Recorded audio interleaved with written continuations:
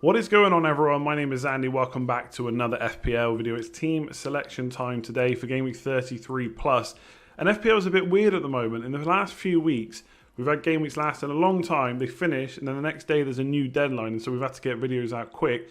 And then this week it's a bit different. There's a long time between games, but the matches are being so spread out. In order to get these videos out on time, there's only a few games been played. So from next week, it should be a little bit more normal, where the game week finishes after only a few days, and then we start the next one. We can get all the videos out in time and all that good stuff. So in this one, I'm going to take you through how I'm doing in Game Week 32 so far as normal, and then go through Game Week 33 transfers, captaincy choice, and that kind of thing. Let's get into it. So Game Week 32 is basically just going to be a rant about Ben Foster and Danny Ings. 10 points so far. I'm on a red arrow, of course. I'm not really bothered about that until all the games have been played. 3 players have played so far. So Jimenez didn't score. Wolves didn't really create a huge amount of chances against Aston Villa. They had some good ones, but it was a pretty boring game, to be honest. Wolves never looked like losing. But they didn't look like scoring kind of 2 or 3 goals either. So if you captain Jimenez, a bit annoying. I've got my captain on Martial, which is quite nice because he was rested and only played like 20 odd minutes in that FA Cup game. But the likes of Fernandes played 120 minutes, which is not good for my team and probably not good for Man United either. I do expect him to start against Brighton, but we'll have to see how long he lasts. Saiss with a clean sheet against Aston Villa, probably to be expected. They've been so good defensively since the return. Anyone that's done the double up is absolutely laughing. And I should have done a double up with Patricio. Instead, I picked Foster, who was just awful. What a bad pick that was. And Watford are just not looking great either right now. I could have had Patricio for 2 clean sheets, but instead I told myself that I didn't want to block Doherty, who I can afford to buy, but I'm not going to because I've got other transfers on my mind. So that's a bit annoying that I didn't go for him. I didn't go for Nick Pope after saying he was the best choice for the rest of the season. And then kind of talking to myself out of it over all this contract situation. But really, I didn't. After I started having that contract thing in my head, I never gave him another thought, and I really should have. He's had 2 clean sheets in a row now, and he's probably going to get more from now until the end of the season over Foster as well. So that was a classic case of this year for goalkeepers. I have either overthought or got unlucky on injuries. I had Pope, transferred him out, he got loads of points. I bought in Fabianski for the double, he got injured. I swapped to a different keeper. I swapped Henderson to Leno. Leno got injured. I had to swap him. I chose Foster instead of Pope. I've not had a good time with goalkeepers. And to make it worse, I took out Danny Ings. Now, there are a couple of reasons I did that. One, Hasenhüttl said that he was going to rest players. Now, he didn't mention Ings, so maybe that should have been a bit of an indicator because he has mentioned Ings in the past. But he said he was going to have to rotate players. I thought Danny Ings was primed for that. And then after the game, he says he's the fittest he's ever been. He's going to play the last 6 games to chase the Golden Boot. So that is hugely frustrating. He didn't say that before the game. And the other thing that's kind of a bad decision on my part is I took him out for Nketiah to free up some money for this week's transfer for Game Week 33. But like in hindsight, I didn't need that money this week, so why bother freeing it up? I should have just made no transfers.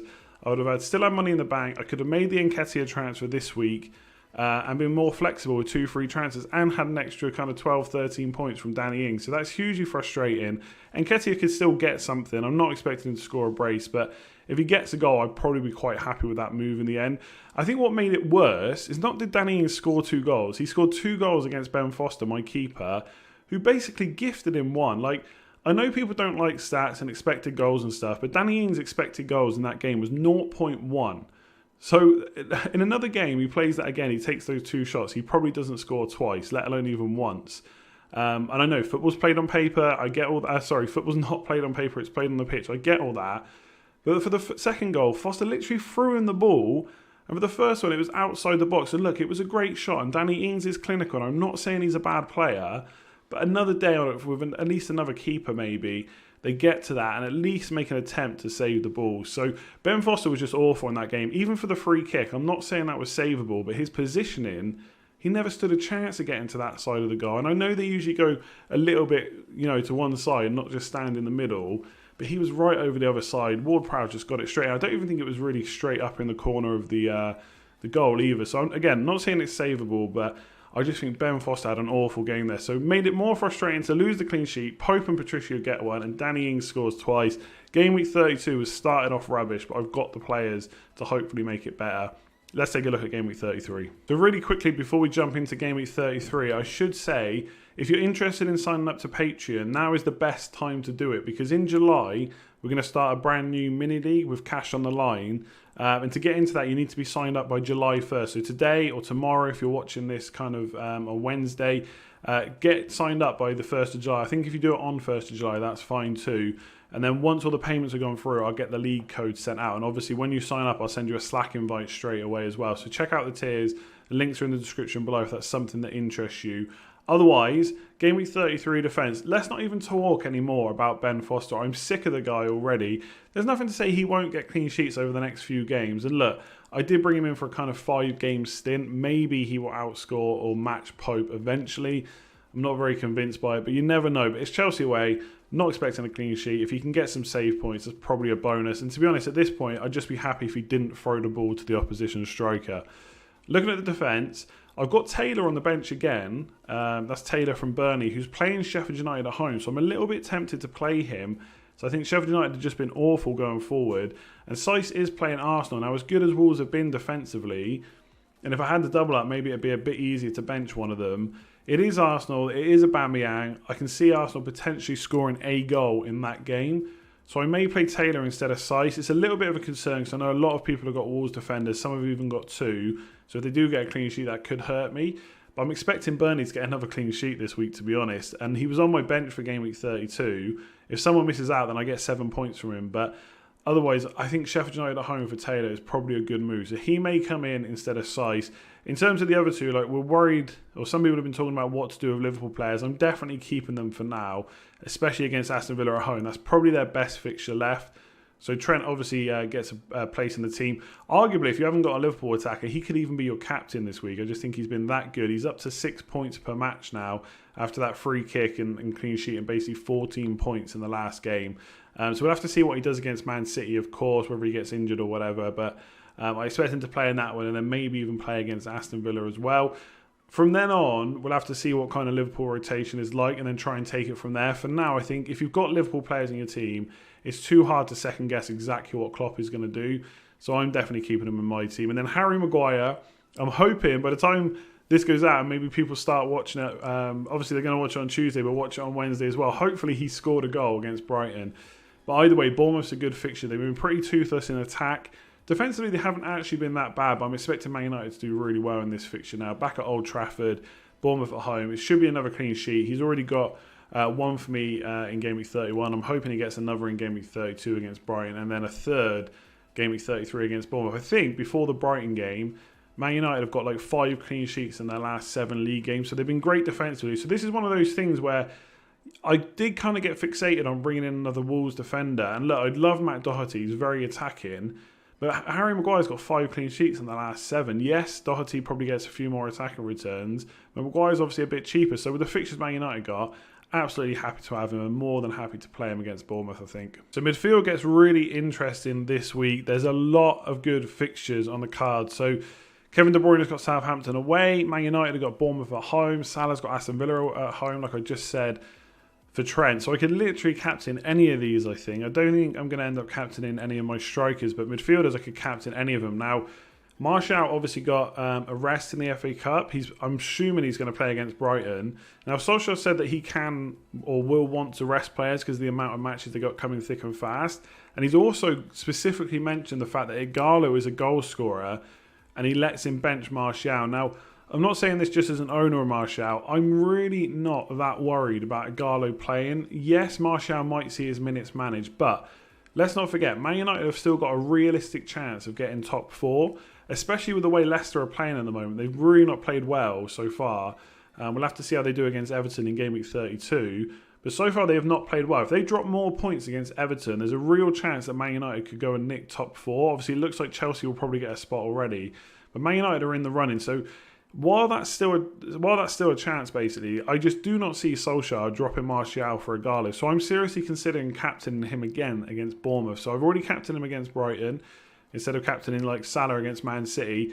Now, it's a bit more difficult this week, obviously, because Salah plays Aston Villa. So I will try and see if Klopp gives us any clues to who might get rotated. Maybe we'll see who gets their minutes managed a bit against Man City. But obviously Salah is going for the golden boot, so that's a big thing for him personally. Klopp's already said that he's already kind of mentioned the points record, but he has said they can't keep playing every single player, like the first 11 every single week, because the amount of the games that are coming in quick succession. So we're expecting to see some Liverpool rotation. So captaincy choice is hard this week. If I knew that everybody was going to start, Salah's probably the best one, but I'm tempted to go a little bit different. I still own Salah if he goes absolutely nuts, but people won't be drawn to necessarily captaining Martial, especially if he maybe blanks against Brighton. But I just think Bournemouth's another good game for him. I've kind of gone off the idea a little bit of captaining Fernandes, but that could change after the Brighton game. I'm happy to own him for now. That might change in the future, but for now, I'm more than happy to own Fernandes. But yeah, I think this midfield this week looks really good. Like, I'd be hoping for a lot of points this week. I'm sure it won't work out like that, but that's what I'd be hoping for. Kevin De Bruyne. So I've only got one Man City player so far, which is Kevin De Bruyne. I am going to bring in a second this week, which I'll talk about in a minute how I do that when I show you my front line, because I do have a lot of money in the bank. In terms of captaincy, currently it's on Martial. I'm going to see what happens between kind of him and Brighton and Salah versus Man City. I mean, Salah looks so sharp against Crystal Palace. If he's the same against Aston Villa, he's going to get at least 1 or 2 goals, I would say. So captaincy is a little bit of an interesting one this week, but more than happy with that midfield. There's no way I'm getting rid of any of them unless there's an injury in the rest of the week. Okay, so we got forwards added in now as well, and I can start talking about my transfer, which is kind of between 2 different scenarios. So obviously I've got a lot of money in the bank to spend, as I mentioned already a few times in this video. So Calvert-Lewin, Jimenez and Nketiah is currently my front line. Now, part of my thinking when bringing in Nketiah was, one, to get him for that Norwich at home game, which looks really good. The fact that he got rested in the FA Cup's even more of a bonus. I thought that could happen. It does look now that Nketiah is the #1 striker for Arsenal, the central striker. Obviously, Aubameyang's playing in a little bit more of a wide role. So I've got him for that Norwich game. But then going forward, I was thinking about switching to 3-5-2. And then basically he would be my bench fodder. Yes, I'd probably bench some points along the way. But if I'm not yet convinced he's going to kind of be a good option week in, week out, that's absolutely fine. I've got a playing player on the bench. If he has to come in at any point, then I can. Obviously, he's got some good fixtures towards the end of the season as well, when I might want to play him. So that was the idea with him. Obviously, Jimenez, I'm playing him every single week. I'm not going to captain him anyway. He is Mr. Consistent, even though he didn't score against Villa. And to be honest, I can see him just as likely to score against Arsenal. So happy with him. Calvert-Lewin's a bit of an interesting one. He hasn't scored at all since the restart. Only 2 games, obviously. So I'm going to wait and see what he looks like against Leicester. He has had, I think, 6 shots in the box in the first 2 games. So his shot volume is still quite high, and that's what we saw pre-lockdown. So I'm not worried about him just yet. Obviously, in hindsight now, I wish I got rid of him instead of Danny Ings. But fixtures-wise, his are slightly better over the coming weeks. Not amazing, but they're slightly better. And like Ings, he has some good fixtures towards the end of the season. So I'm interested in keeping him. Now, this is where the transfer comes in. Like, I could play Taylor instead of Nketiah 4-4-2, but that's way too passive with that much money in the bank. So here's what I can do, and here's what I'm going to do. It's going to be, unless something major happens for the rest of this week in Gameweek 32, I don't see me doing anything else apart from these 2 options. So 1, I can bring in Mahrez for Hayden. Like, I have enough money to do that. So Mahrez to Hayden, that'll give me a 3-5-2. I would bench Nketiah most weeks as #1 on my bench, of course. And Mahrez would go into the midfield. So I'd have a midfielder, De Bruyne or Mahrez from Man City, Martial, Fernandes from Man United, and Salah from Liverpool. That's a pretty powerful 5. And then Jimenez and Calvert-Lewin up front. And Mahrez has started 4 in 4 matches so far. To be honest, if he gets rested against Liverpool, I'd actually see that as a good sign. And they then want him back for the next game. And even if he doesn't play every single week, same as De Bruyne, they can get points off the bench. So Mahrez is someone that interests me. But I have talked about Jesus quite a lot as well. Now, he hasn't started the season, at least since lockdown. He hasn't started very well. His expected goal involvement for the season per 90 minutes is higher than Mahrez. But obviously, he doesn't usually get 90 minutes. But I'm expecting him to get quite a few starts now. He's only missed a couple of games where he hasn't started when Aguero's not been around. So for the majority of the rest of the matches, I expect him to play. You could argue that he's their only fit striker, so they want to keep him fit for the Champions League, and so they're not going to risk him too much. But at the same time, managers, especially Pep, have talked about rhythm before, and that players need to play to keep up that match fitness, keep up that match rhythm.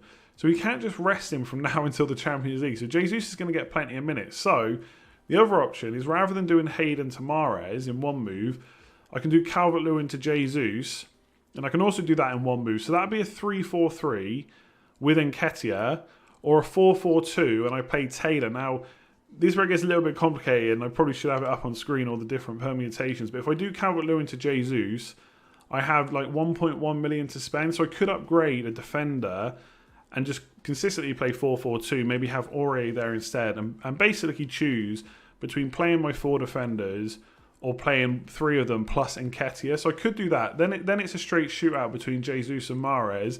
Or, third permutation, I still get Jesus in, but I do Hayden to Foden, and I basically play either Nketiah or Foden every single week, either a 3-4-3 or a 3-5-2. So in one scenario, I get 3 Man City players, Foden, Jesus and De Bruyne. In the other one, I just have 2, De Bruyne and Mahrez, but a lot of people would probably say that Mahrez is the next best option after De Bruyne anyway. I can do it in one move. I'm on a 3-5-2, and that's probably okay. So they're the 2 moves I'm doing. The thing I like about Jesus and Foden, it's a lot more different to getting Mahrez. Mahrez is going to be hugely popular from this week. Not really a bad thing. It's not like he's going to be suddenly owned by 50, 60, 70% of all managers, but he will be higher owned than the likes of Jesus and Foden. Obviously, Foden has the downside that he's not guaranteed to play every week, but then again, neither is Mahrez. As much as I would expect Mahrez to get more minutes, we've seen what Foden can do off the bench. We've seen how good he's been since lockdown, since he's been getting a few more minutes as well. So he's a good option for 5.1 million. So that's really it. It's going to be Hayden to Mahrez, or it's going to be Calvert-Lewin and Hayden to Foden and Jesus. Yes, that'll be for a hit, but Man City have got such good fixtures between now and the end of the season. I'm prepared to take that hit for players I then want to keep for the majority. Look, I might transfer them out down the line, but right now I'm not thinking about that. And obviously, I could not always play Foden. I could play Nketiah instead. So there are my 2 options. I'd be really interested to hear your thoughts. Hopefully you followed that. I know it gets a little bit complicated when there's a few different permutations, but that's what I'm going to do. Unless something massively changes in Gameweek 32, I'm booking in some Man City players. I want their fixtures. I know they've not got much to play for, but I don't think that's going to matter. They've looked kind of irresistible so far. Against Chelsea, yes, they lost, but they still look really good at times and probably should have scored more goals.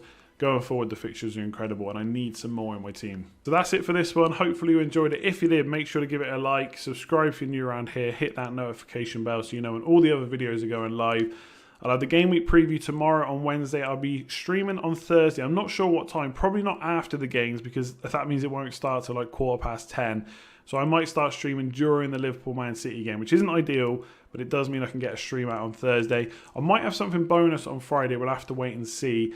And then that's it. Then we're into Game Week 33. So you want to keep up to date with all the transfers and stuff, make sure to follow me on Twitter and Instagram. Links are in the description below. And if you do want to sign up to Patreon and get involved with us for the last month of the season, check out that link in the description below. If you sign up to the tier with Slack invites, I'll get that sent to you straight away.